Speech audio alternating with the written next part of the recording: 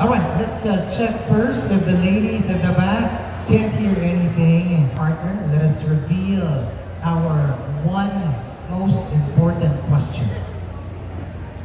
Your question is, if true empowerment means breaking barriers, what's one stereotype about women you would want to break and how would you do it? If true empowerment means breaking barriers, what's one stereotype about women you would want to break and how would you do it? The one stereotype that I want to break, that we are not strong as men, because I believe as women, we are capable of doing things more than one man can do, because we are strong. We are built to this journey. We are built to this community to build stronger compassion, to build stronger community to everyone and every people. And I thank you. Thank you so much. Candidate number 15. San Miguel, Priscilla P. Cuevas. Come on, candidate number 8, May Bunga, Sophia Jella Cato. Hi, Miss May Bunga. Hello, good evening. Yes, ano ba yung pinapakinggan niyo? What was the music playing?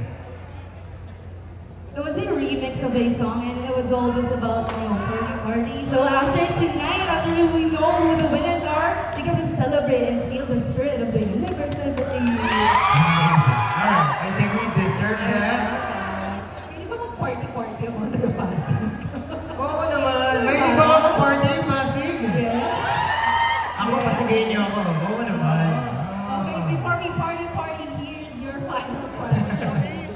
If true empowerment means breaking barriers, what's one stereotype about women you would want to break and how would you do it? If true empowerment means breaking barriers, what's one stereotype about women you would want to break and how would you do it?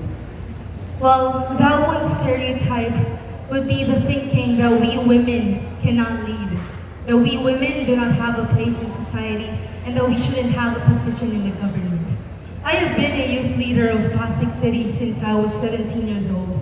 I am currently a student of the University of the Philippines, and I am also a national awardee when it comes to leadership. So this stereotype that we are breaking, this is just to prove that we Pasigueñas are so much more. We Pasigueñas are women of love, we are women of capabilities, and we are women of leadership. Thank you and good evening.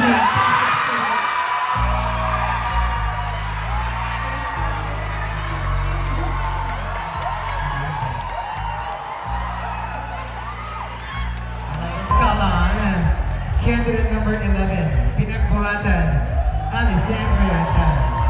Yeah. Hello again.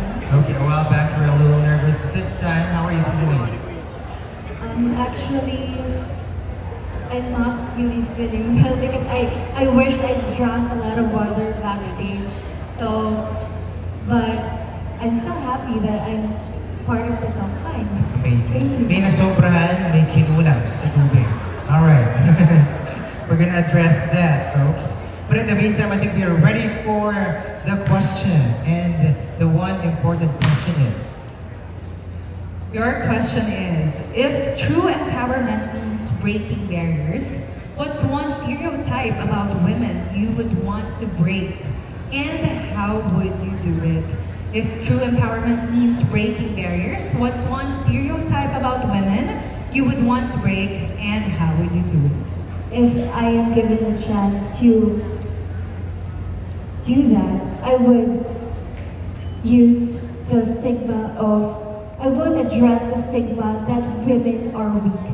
Because I believe that women are capable of things others thought they can't.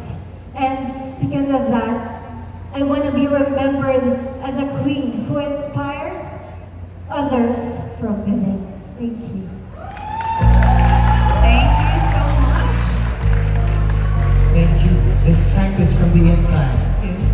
Candidate number 1, Bagong Ilog, Alessandra Eugenio. Hi. Does it help listening to music? Energizing. Okay, so since you are energized, I know that you are ready for your final question, and here it is. If true empowerment means breaking barriers, what's one stereotype about women you would want to break, and how would you do it? If true empowerment means breaking barriers, what's one stereotype about women you would want to break, and how would you do it? The stereotype that I want to break is that women can lead. Because I believe that if men can do it, women can also do it. And now that I have the chance to be Miss Passive for the Universe, my advice to everyone listening tonight is to treat women equally, because it is not about the race, the gender, the age of a person. It is about their capabilities as a person. And hopefully, may this Teltia's hand show the infinite power that I have to inspire the universe. Oh, yes, bring it back. Alright, Down to the last finalist. and it is candidate number 9, Moranbo, Anthony Moranbo. How is your journey so far with Miss Universe Philippines Passive?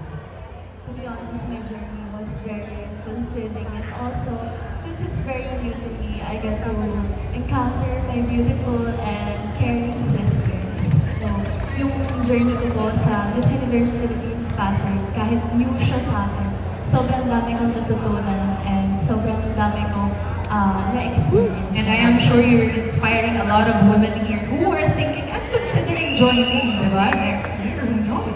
Okay, are you ready for your question? Yes. Alright, so your question is, if true empowerment means breaking barriers, what's one stereotype about women you would want to break? And how would you do it? If true empowerment means breaking barriers, what's one stereotype about women you would want to break? And how would you do it? One stereotype that I want to break about women is that women cannot lead. Women can lead not only in politics, not only in the things that we can see, but women can lead within our house. We all have our mothers. We have our single mothers who strive and always give themselves binibigay nila yung sarili nila para sa mga anak nila.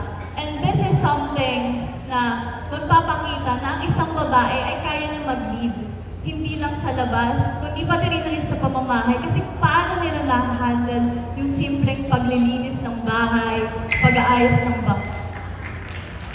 Thank you so much. Oh, yes. Beautiful. And once again, our top 5 candidates are Philippines Passive 2025. Palakpakan naman muna natin lahat.